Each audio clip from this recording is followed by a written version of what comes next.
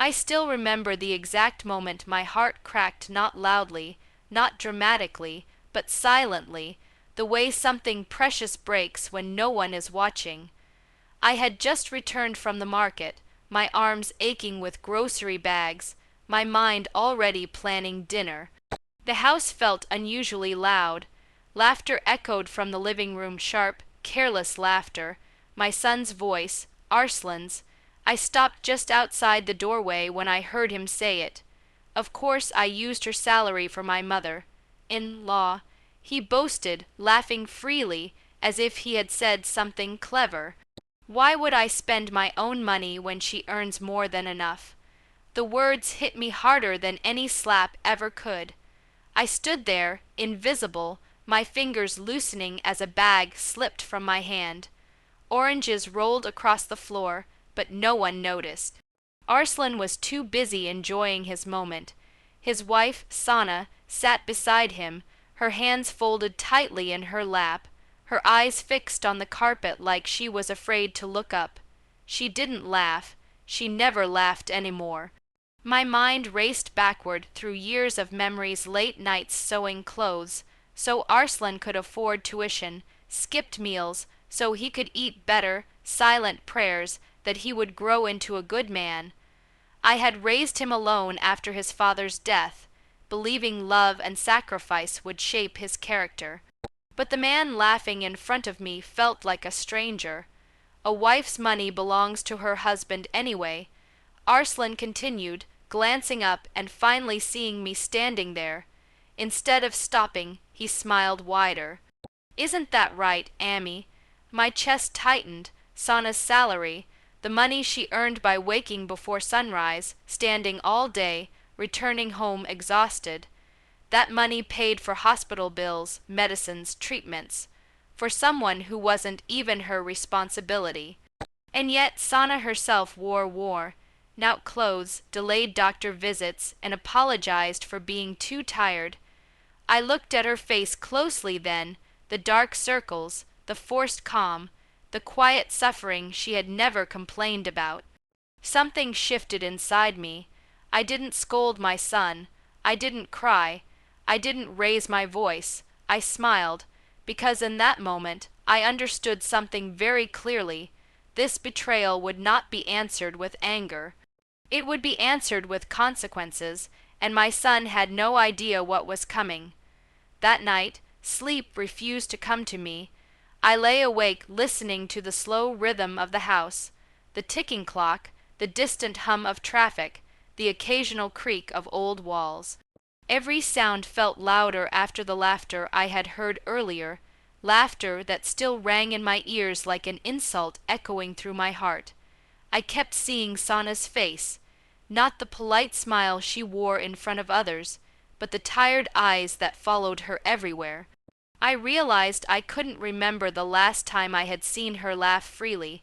There was always restraint in her now, as if joy itself required permission.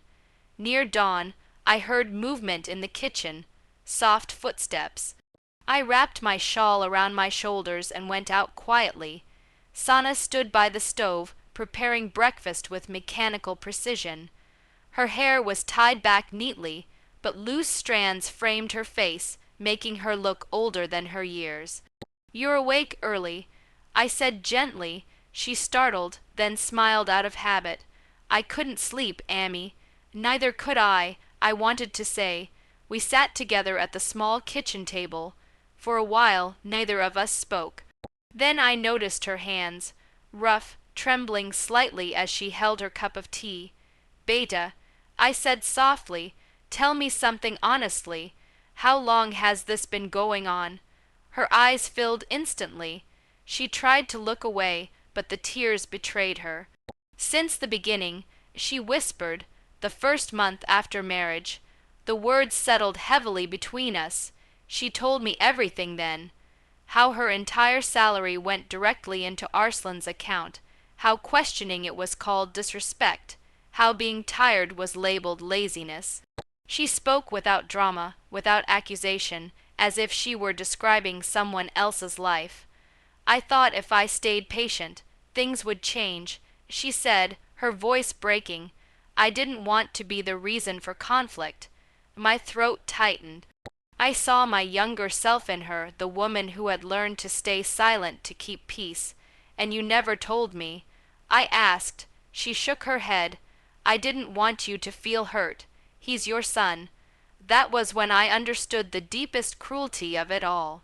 Even in pain, she was protecting him, protecting us. I reached across the table and held her hands firmly. You don't have to suffer quietly anymore. She looked at me, surprised. Hope flickered briefly in her eyes, then dimmed again. Nothing can change, Amy, she said softly. This is my fate. I squeezed her hands, my resolve hardening. No, I replied, this is where it changes. And for the first time, I wasn't speaking as a mother torn between love and truth. I was speaking as someone who had decided enough was enough. Change did not arrive with confrontation. It arrived softly, the way dawn replaces darkness without asking permission. I knew better than to challenge my son directly. Arslan had grown comfortable in authority, mistaking control for strength. If I pushed him, he would only tighten his grip. So instead, I chose patience. The same patience that had once kept Sana silent, now reshaped into something stronger. My first step was small, almost invisible. One afternoon, I asked Sana to walk with me to the nearby park. The sun was gentle, the benches nearly empty. We spoke of ordinary things at first: work, weather, the neighbor's new baby. Then I asked her about her dreams, not the practical ones, but the ones she had buried. She hesitated before answering. I wanted to study further. She said quietly, I was good at my work. I thought maybe one day I'd be more than just useful. Useful. The word cut deep. I encouraged her to apply for a professional certification she had once mentioned in passing. When she protested about the fees, I paid them myself without discussion. Her eyes filled with tears, but this time they were different, confused, hopeful. At the same time, I began to step back in my own way. When household expenses came up, I no longer rushed to fill the gaps. When Arslan casually mentioned hospital bills for his mother-in-law, I nodded but said nothing. Silence, I learned, can be a mirror. Soon the question started. Amy, Arslan said one evening, frowning, why doesn't Sana transfer her salary anymore? I met his gaze calmly. Why should she? He laughed, but there was uncertainty in it now. Because she's my wife, and she's someone's daughter. I replied evenly, just like you are someone's son. He didn't like that answer. Days passed, and frustration replaced confidence. Sana, meanwhile, was changing. She came home with more energy, spoke with more certainty, and for the first time, I saw her buy something for herself without apology. One night, Arslan raised his voice at her. I intervened quietly but firmly. This house will not run on fear. I said, not anymore. He stared at me, stunned. I had never spoken to him like that before. That was when he began to realize something important. Control only works when everyone agrees to be controlled. And Sana had stopped agreeing. The power he once laughed with was slipping through his fingers, not taken from him, but returned to where it had always belonged. By the time the change became undeniable, it was already too late to undo. Sana's world had grown larger while Arslan's had begun to shrink. She moved with confidence now, spoke without lowering her eyes, and no longer asked for permission to exist. Her certification led to recognition at work, and soon after, an offer she never thought she would receive, a promotion with a salary that reflected her worth. The praise came first from relatives, then from neighbors, finally from Arslan himself. That's my wife, he said proudly one evening, smiling as guests congratulated him. I watched closely. Pride had returned to his voice, but entitlement had not. When the guests left, he waited, expecting what once came automatically. Nothing did. Sana placed her purse on the table and looked at him calmly. My salary is going into my own account. She said, I'll contribute when I choose, not because I'm expected to. Arslan's smile faded. That night he came to me. He didn't laugh. He didn't boast. He stood in the doorway like a boy again, uncertain and exposed. Ammi, he said quietly, I think I made a mistake. I set my book down and waited. I thought being a husband meant having rights. He continued, I didn't realize it meant responsibility. I studied him for a long moment. You laughed at her sacrifice. I said gently, did you think there would be no cost? His shoulders sagged. For the first time, he had no argument.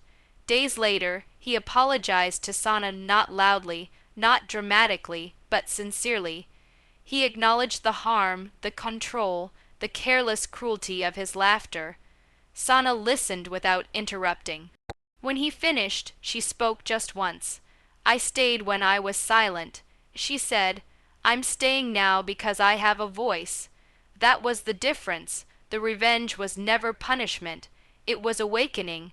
Arslan had not lost his wife, but he had lost the version of her he could exploit. And that loss humbled him more than anger ever could. As for me, I learned a painful truth of my own. Love does not mean protecting someone from consequences.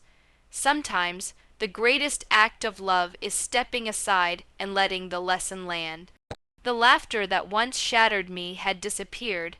In its place was understanding hard-earned, imperfect, but real, and every time I saw Sana walk out the door with confidence, I knew. Justice does not always shout. Sometimes it smiles quietly and waits.